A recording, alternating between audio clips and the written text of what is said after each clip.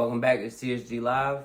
It is January the 23rd. Let's get into these player props. I wanted to go over yesterday's video first and then get into today's prop. If you don't want to see yesterday's prop, you can skip to whatever time is posted and you'll get right into today's games.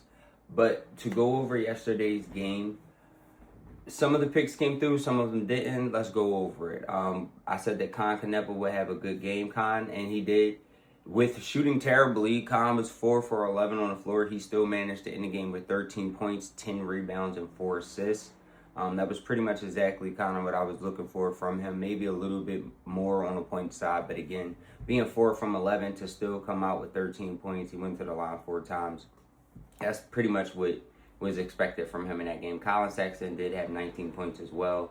LaMelo Ball did play as well. Anthony Black had a terrible game. Anthony Black went 1 for 11 from the field. Looks like he just had an off night, 1 for 5 from the floor. Ended with 4 points, 2 rebounds, and 2 assists. Just an off game for Anthony Black. Hopefully he could turn it around in the next game.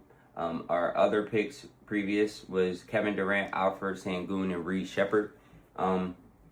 As I said previously, the Sixers' perimeter defense is terrible. Kevin Durant had 5 3-pointers. Reed Sheppard had 4 3-pointers. Tyree Easton had 3 3-pointers. Amin Thompson had 3 3-pointers. Again, the Sixers are not a good perimeter guarding team, and it shows. Alfred Sengun had 13 points, 8 rebounds, and 7 assists, close to that triple-double like we were hinting at. Kevin Durant had 36 points. Like I said, Kevin Durant always goes off when he comes to Philly. That prop obviously cleared. Reed Sheppard, 15 points, 4 threes. He was 5 from 14 from the field. It looks like he hit his threes, but he wasn't hitting his mid-range. I didn't watch the game, but Reed Sheppard still came through on those points. If you took him for 15 points, he hooked this. It happens. I didn't want to take any of the Sixers props just because of how they've been playing lately. I said that I didn't want to touch the Chicago Bulls and the Timberwolves game. The Bulls actually beat the Timberwolves 120-115. Josh Giddey is back, and they got to win.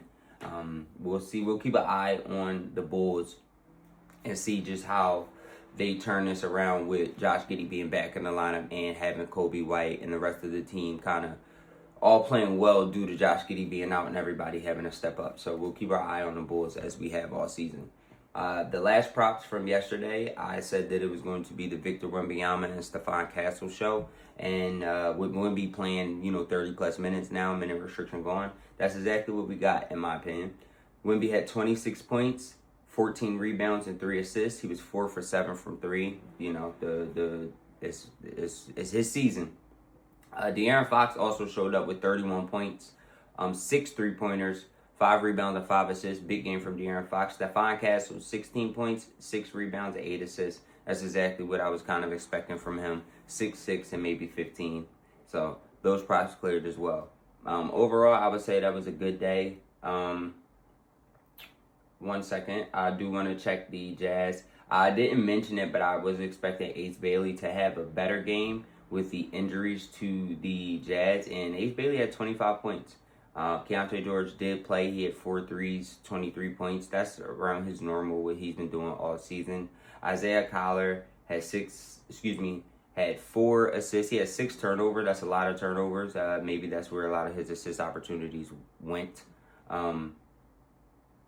Nurkic had 14 assists, 11 rebounds, and 17 points. So Yusuf Nurkic had a triple-double in that game. Really good game from Nurkic with Lauri Markkanen out.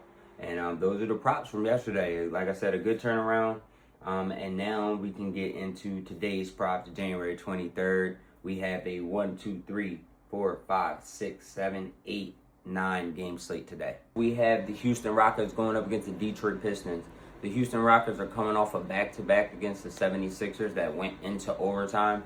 They shot amazing from the perimeter, but the game still went into overtime, so I think that will affect them tonight. I think going up against the Detroit Pistons in Detroit, I do think that the Houston Rockets will have to rely on Jabari Smith.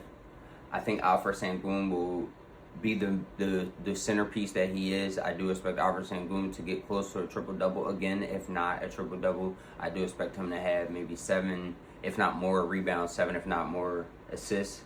I think Jabari Smith will give us 15 points. He had an off night and still managed to get in that area. I believe he finished with 13 points. I do like Kevin Durant possibly for 3 threes. I like Reed Shepherd for 3 threes. Those are their two offensive perimeter options for the Rockets. They shot well last night. I do expect them some of that to carry over. But I do think that heavy legs and just the amount of minutes played back-to-back nights is going to catch up.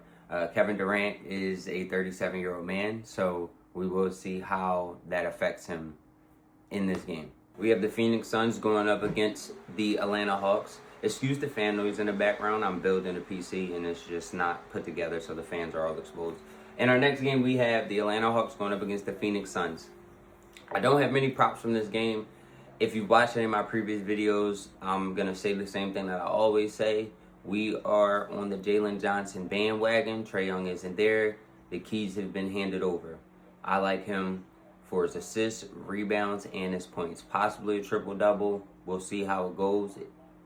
But it's pretty simple when it comes to Atlanta Hawks games. Jalen Johnson, 6 rebounds, 6 assists, 20 points. You can go up from there. Our next game, we have the Boston Celtics versus the Brooklyn Nets. In this game, Derek White is out. It says due to rest. I think that they will have to rely heavily on the rotation as they have been. Jaylen Brown has been on a tear. I think he's had 30 points in, I believe, the last 3 games. I think, again, he will have to be in that 27 or higher area. He's had over 10 rebounds in, I think, the last 2 games. I think he will still have to be in that area, but I like him for 8.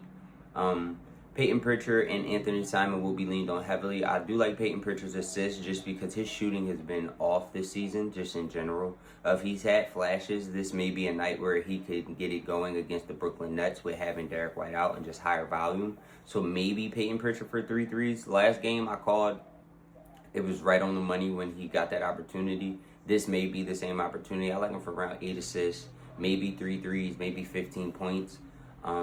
He possibly could go off and hit 4 to 5. Like I said, with having the volume, Jaylen Brown hasn't been shooting 3 ball a lot or well this season.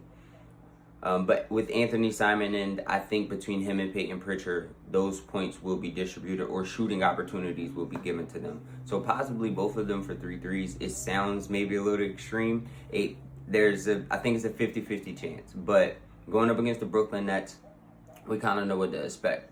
Michael Porter Jr. may be able to take advantage of going up against a kind of just decimated Boston Celtics team. Maybe Michael Porter Jr. for 3 threes, 4 threes, maybe 20 points. But yes, those are the key players that I do like in this game. Michael Porter Jr., Peyton Pritchard, and Anthony Simons. Jaylen Brown, yes, I think he'll do what he normally does. But I do like those 3 to be offensively aggressive in this matchup. Our next game that I will be taking props from is the Cleveland Cavaliers versus the Sacramento Kings. There isn't a lot that I like in this game, but I do think that Donovan Mitchell has to be the ball distributor, long story short. He has to pass the ball, so I like Donovan Mitchell's assist in this matchup.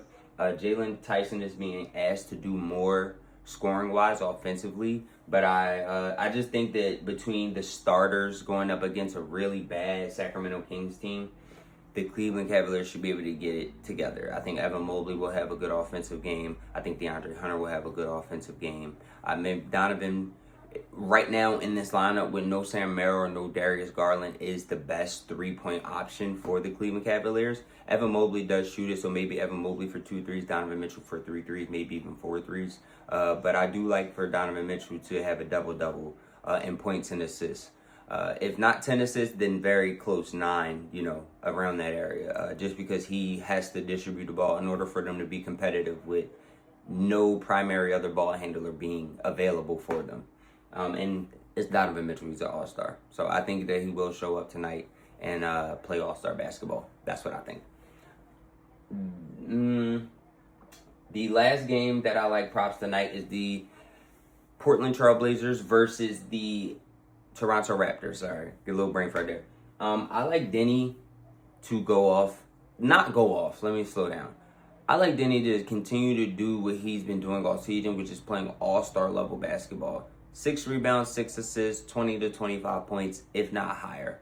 Point blank period. It's just set in stone. Denny has been playing incredible, and every time he steps on the floor, He is arguably the best player on the floor, if not the second best player on the floor. He's been playing all-star basketball this year, and that's just what I think it is. Possibly most improved player as well. Him, Anthony Black are on my list. For the Toronto Raptors, I just want to look really quickly before I say.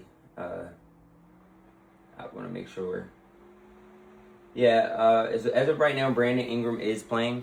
If Brandon Ingram does play, I like Brandon Ingram to maybe have around 20 points, maybe 15, maybe possibly 2 to 3 threes, a few rebounds, maybe even a few assists. But I like him to be offensively aggressive and be the offensive leader. They have multiple players that are a game time decision and multiple players out. They've been doing well without having R.J. Barrett and just playing through the injuries and stuff as far as the Raptors. Scotty Barnes has come on midway in the season. Again, not too heavy on the Toronto Raptors, definitely heavy on Denny in this matchup, but possibly Brandon Ingram for 15 points. I do like that prop. With that, I believe that's everything in this slate. If you've gotten this far in this video, I definitely appreciate it. Trying to be consistent. If you could like this video, that would be amazing. If you could subscribe, that would be amazing. Again, it's TSG Live. I'm going to get a cut soon, and I'll see y'all next time. We out of here.